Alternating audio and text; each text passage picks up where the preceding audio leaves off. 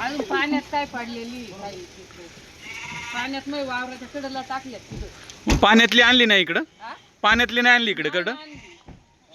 पाण्यातली मग हे बाजूला वड पाऊस आल्यावर काढल्यात ना तिथं मरू काढल्यात. पाण्यात तिकडे कशाला नेले होते तुम्ही? मग रानात होतो आम्ही. रानात होते का? हा. पावसामध्ये गारांनी हे झाल्या हा. तिथं काय सतत तिथं टाकून दिल्या. हे दीदी बॅटरी आण रे घरातून.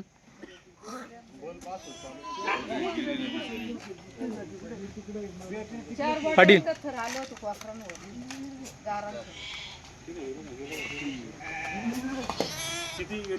आज सगळी 20-25 कोकरं गेले तिथं रानात मी काय टाकू दिल्यात आणि मग याला फोन करून बोलावलं. मग एवढी जमा काय अजून बकरा ते काय वाड्यात कोंडल्यात बकरं कोंडल्यात आतमध्ये आणि बाहेर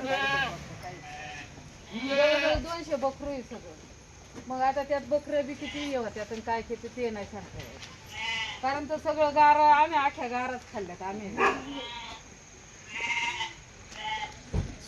रस्त्याच्याच कडेला तिथं याचे पैसे टाकले. तुम्ही म्हातारा तुम्ही होते का? नाही मी एकटीच होते. ही बाकी बकऱ्याचं होते सगळे. कोकरा आवाज दिल्यामुळे कोकरा तुम्ही होते. इकडं रस्त्याला काढली. बारकाला जीव येतो. हा ना गारा एवढी वडता आली, एवढी वडली बाकी. हा मग काय अजून गारांचा खरं असं शाळेपासून. हा.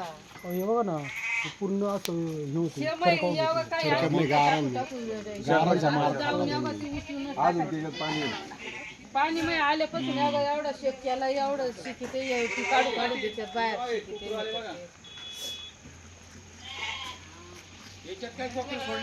हा अजून ते तास पडत जेवढी तिथं पडली होती ना ती उचलून आणली. बकरू आहे काही 40-50 असेल ना? 40-50 कोकरा कोकरा बाहेर काढा पहिले. दोघं जण जा कोकरा बाहेर काढा नाही तर ती गुद मारून जाते. तिच्या मोठ्या लिहिली सगळी. जी टंटर उडत ती शेकवायला लागणार याला आता. पण तरी ते गारांनी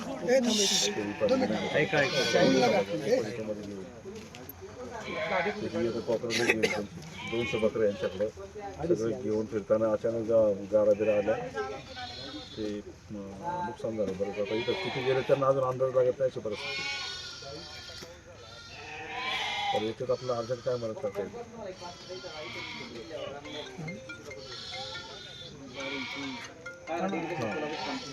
कोण करणार पंचनामा. बरं